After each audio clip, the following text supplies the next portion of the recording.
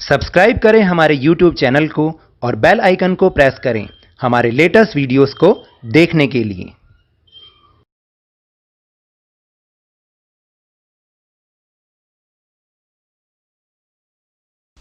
Hello and welcome to Lavneesh sir की class. आज की ये directorate of education GNCT of Delhi की वर्कशीट नंबर 17 जो कि क्लास 6 के स्टूडेंट्स के लिए है, यह ली गई है विज्ञान विषय से। और इसमें जिस लेसन को हम समझ रहे हैं वो है प्रकाश, छाया और परावर्तन, जिसको हमने पिछली वर्कशीट में भी समझा था। और हमने समझा था कि प्रकाश किस तरीके से होता है और कैसे कैसे वो किस किस प्रकार की वस्तुओं में से पार होता है या किस में से पार नहीं होता, उसके बारे में हमने पढ़ा था।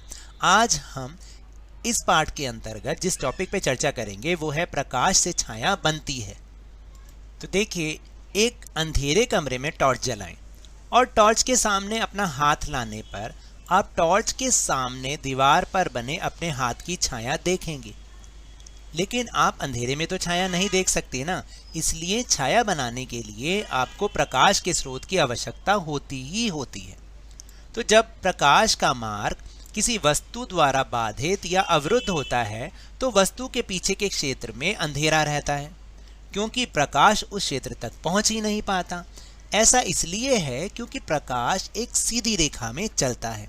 अब आपको समझ में आया कि छाया क्यों बनती है, या प्रकाश के राह में, प्रकाश के मार्ग में अगर कोई वस्तु आ जाए तो उसके पीछे वो प्रकाश नहीं पहुंच पाएगा, तो वहां उतना अंधेरा हो जाएगा। तो इसका मतलब उस वस्तु की छाया बननी शुरू हो जाएगी।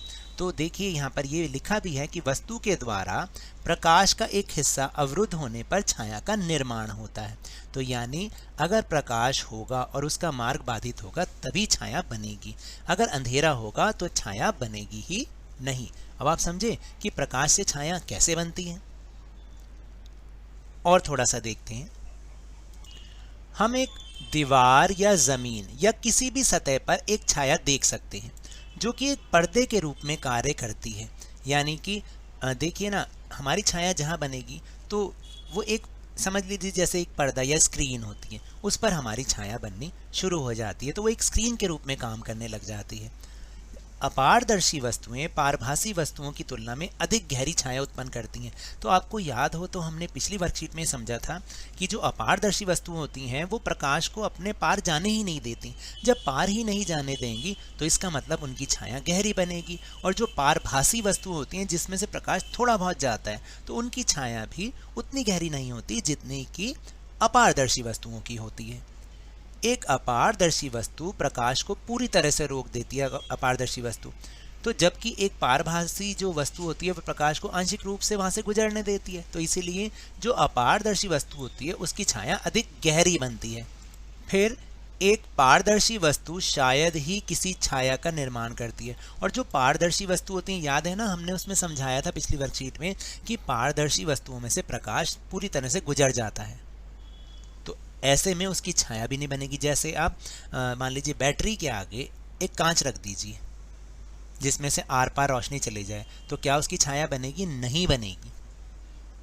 तो इस तरीके से, और अगर कोई एक अपारदर्शी वस्तु है, मान लीजिए आप अपनी किताब रख दीजिए टॉर्च के आगे, तो उसकी छाया बनेगी क्योंकि वो प्रकाश को पास ही नहीं होने देता,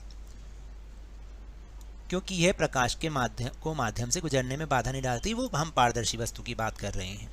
अतः छाया देखने के लिए हमें चमकदार स्रोत, देखिए अब क्या क्या चीज़ चाहिए हमें, अगर छाया बनानी है, छाया देखनी है तो क्या क्या चीज़ चाहिए?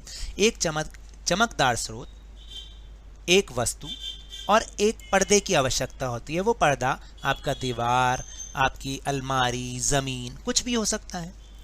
फिर एक ज़रूरी बात कि छाया सदैव काली ही होती है, यहाँ तक कि रंगीन वस्तुओं की छाया भी काली होती है। ऐसा नहीं है कि अगर कोई वस्तु रंगीन है, मान लीजिए लाल रंग की है, तो उसकी छाया लाल रंग की बनेगी, ऐसा नहीं है। छाया हमेशा काले रंग की ही बनती है। फिर इसके बाद जो है टॉपिक वो है कि छाया की आकृति, आकार और प्रकृति निम्नलिखित पर निर्भर करती है। यानी छाया कैसी बनेगी, किस आकार की बनेगी, और सब चीज़ वो किस पर निर्भर करता है। जैसे वो कोण जिस पर प्रकाश वस्तु पर पड़ता है, यानी एक एंगल होता है। जैसे जैसे हम आगे जाएंगे इसके बारे में भी समझेंगे कि जिस एंगल से प्रकाश हमारे किसी भी वस्तु पर पड़ रहा है तो उसकी छाया उसी हिसाब से बनेगी।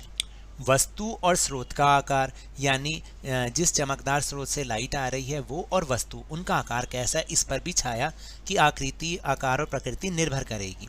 फिर वस्तु और प्रकाश स्रोत के बीच की कितनी दूरी है, अगर वो पास होगा तो छाया अलग तरीके की बनेगी, अगर प्रकाश का स्रोत दूर होगा तो छाया अलग तरीके की बनेगी। और पर्दे और वस्तु के बीच की दूरी, यानी ये 4 चीज़ें बहुत ज़्यादा मैटर करती हैं कि छाया कैसी बनेगी। तो देखते हैं जो सबसे पहला है कि कोण जिस पर प्रकाश वस्तु पर पड़ता है। देखिए अभी हम इसके बारे में पहली विशेषता जो थोड़ी सी समझ रहे हैं कि ये कैसे काम करता है कि कोण जिस पर प्रकाश वस्तु पर पड़ता है तो उससे वस्तु की छाया पर क्या असर पड़ता है। जैसे यदि हम दिन के समय एक पेड़ की छाया का निरीक्षण करते हैं तो हम ध्यान देंगे कि छाया लंबाई के समय बदलती है, लंबाई जो है उसकी छाया की लंबाई समय के साथ बदलती है। कैसे बदलती है? एक पेड़ की छाया दोपहर में सबसे छोटी होती है और सुबह और शाम सबसे लंबी होती है। यहाँ तो पेड़ की छाया बताई है, आप अपनी छाया भी बना के देखिएगा। जब आप दोपहर में निकलेंगे तो आपकी छाया बिल्कुल छोटी होगी, लेकिन अगर आप सुबह के समय निकलते हैं या शाम के समय जब सूर्य होता है तब आपकी छाया हमेशा लंबी बनेगी। और इस तथ्य ने ही पुराने समय में लोगों को समय जानने में मदद भी की, क्योंकि उनके पास घड़ी तो होती नहीं थी, वो सिर्फ इस छाया के माध्यम से ही समय का पता लगाते थे। नीचे एक चित्र भी दे रखा है, उसके माध्यम से भी हम इसको देखते हैं। तो देखिए यहाँ चित्र के माध्यम से भी दिखाया गया है कि नून मतलब दोपहर के समय में पेड़ की छाया कैसी बन रही है, छोटी छाया, लेकिन सुबह मॉर्निंग शैडो और इवनिंग शैडो में जो दिखाया, देखिए पेड़ की छाया ये लंबी बन रही है। ऐसा इसलिए क्योंकि वो एंगल काम करता है, यानी जिस एंगल से रोशनी वस्तु पर पड़ रही है वो बहुत मायने रखता है। फिर आगे एक रोचक तथ्य भी है, वो आप खुद भी करके भी देख सकते हैं कि जैसे एक टॉर्च तारे के आकार के कार्ड पर चमकती है और कार्ड के पीछे रखे पर्दे पर उसकी छाया बनाती है। यदि टॉर्च को कार्ड से दूर ले जाया जाता है तो छाया के आकार में क्या परिवर्तन होगा, आप इसको घर में भी करके देख सकते हैं और पता लगा सकते हैं कि जैसे जैसे ये जो ऊपर हमने बात की कि वस्तु और जो उसका पर्दा है उसमें दूरी, या वस्तु और जो प्रकाश जो कर रही है चीज़ उसकी दूरी, तो ये बहुत मायने रखती है और इससे छाया अलग अलग बनती है। तो चलिए अब हम अपने प्रश्नोत्तर को करने की कोशिश करते हैं।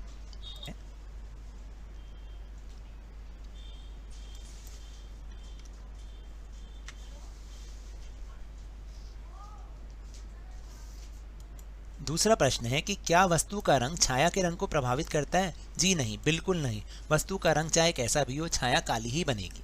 फिर तीसरा है कि लकड़ी की कुर्सी पर प्रकाश पड़ने पर क्या होता है? तो लकड़ी की कुर्सी अपारदर्शी होने के कारण उसकी छाया अधिक गहरी बनेगी, क्योंकि उसमें से प्रकाश पास नहीं होगा। चौथा प्रश्न है कि खाली स्थान है, एक पेड़ की छाया दोपहर के समय कैसी होती है? सबसे छोटी, एवं सुबह और शाम के समय वो सबसे अधिक लंबी होती है। तो आखिरी प्रश्न है, नीचे दिए गए आंकड़ों पर गौर करें और XYZ को पहचानें। अभी हम आपको एक चित्र दिखाएंगे और फिर आपको इसका उत्तर समझने में आसानी हो जाएगी। तो उसमें Y जो है वो टॉर्च यानी चमकदार स्रोत है, X जो है हाथ यानी वस्तु, और Z पर्दा जिस पर वो छाया बननी है। जैसा कि हमने समझा था कि छाया बनने के लिए क्या क्या चीज़ें जरूरी होनी चाहिए। तो अब हम वो एक बार चित्र देख लेते हैं। तो ये रहा वो चित्र, इसमें आपको पहचान के लिखना है। Y तो हो गया चमकदार स्रोत यानी बैटरी टॉर्च, और X हो गया हाथ यानी वस्तु, और Z है वो पर्दा जिस पर छाया बनेगी। तो ये तो थी आज की वर्कशीट। अगर मेरे इस तरह समझाने से आपको थोड़ा सा भी समझ में आया हो तो इस चैनल को ज़्यादा से ज़्यादा सब्सक्राइब कीजिए, लाइक कीजिए और बहुत ज़्यादा शेयर भी कीजिए। और हाँ, मेरे साथ इसी तरह वर्कशीट को समझते रहिए, लेकिन ध्यान और मन लगाकर पूरी मेहनत के साथ पढ़ते रहिए। And if you want to protect from coronavirus, then please wash your hands with soap and water regularly and please wear a mask, क्योंकि जब तक दवाई नहीं तब तक कोई ढिलाई नहीं। Thank you very much.